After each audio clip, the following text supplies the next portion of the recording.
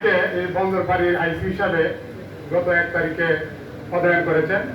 স্যারের যে বিশ্বাস, স্যারের যে দক্ষতা, অনেক যাচাই বাছাই করে স্যার আমাকে সিলেক্ট করেছেন। স্যারের একটাই ভিউ যে মানুষের জান মাল সম্পদ পুলিশ রক্ষা করবে।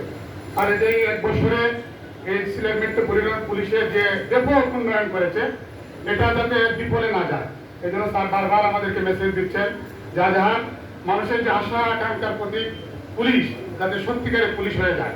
আমার যে কমিটমেন্ট জানতে চাচ্ছেন আপনারা, আপনাদের বক্তব্য আমি শুনলাম, আপনাদের যে চাওয়া পাওয়া অনেক, আমার একার পক্ষে সম্ভব না যদি আপনারা সহায়তা না করেন।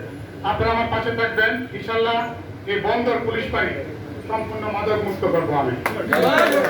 এই বন্দর পুলিশ বাড়ির কোনো পুলিশ যদি আপনাদের কাছে কোনো টাকা পয়সা দাবি করে আমার কাছে বলবে, আমার এখানে কোনো টাকা পয়সা লেনদেন হবে না। আপনারা নিশ্চিত থাকবেন, এখানে কোনো অন্যায় আমি করতে দিব না। যতদিন আমি থাকবো এই বন্দর পুলিশ বাড়ি, আপনাদের যে আশা আকাঙ্ক্ষা নিয়ে আপনারা এই বন্দর পুলিশ বাড়ির সাথে আসছেন, সমস্ত আশা আকাঙ্ক্ষার প্রতীক আমি রক্ষা করবো অক্ষরে অক্ষরে। যদি কোনো ভুল ত্রুটি পান সরাসরি আপনারা আমাকে জানাবেন। আমার মোবাইল নাম্বারটা আমি আপনাদেরকে দিয়ে দিচ্ছি। সরাসরি যদি কোনো ব্যত্যয় দেখেন যে বন্দর পুলিশ বাড়িতে এই আকবরের মধ্যে পদায়ন হয়েছে, বন্দর পুলিশ বাড়িতে অতীতে যারা মানুষের প্রতি অত্যাচার জুলুম করেছে তারা পদায়ন হয়েছে, এই পুলিশ আমরাও চাই না। আমরা পরিবর্তনে বিশ্বাস করি। আমরা এক নতুন বাংলাদেশ পেয়েছি। এই নতুন বাংলাদেশের সার্বভৌম রক্ষায় আমরা অক্লান্ত পরিশ্রম করছি।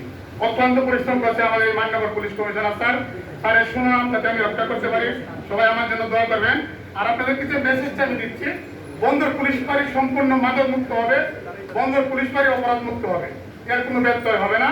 যদি এবং রাস্তা ফুটপাথ, এই যে বড় সমস্যা, ওই যে আমাদের ব্যবসায়ী সমিতির মহাসচিব সাহেব বলছেন, আমাদের এখানে বড় সমস্যা হলো এই ফুটপাথে। এই জিনিসটা আমরা একেবারে জিরো টলারেন্সে নিয়ে আসবো। আমি তো প্রথমেই আপনাদেরকে বলছি, কোনো ব্যত্যয় দেখলে আমার নাম্বারটা আপনারা রাখেন, আমাদের সিনিয়র অফিসারদেরকে বলবেন যে না এটা ব্যত্যয় হচ্ছে।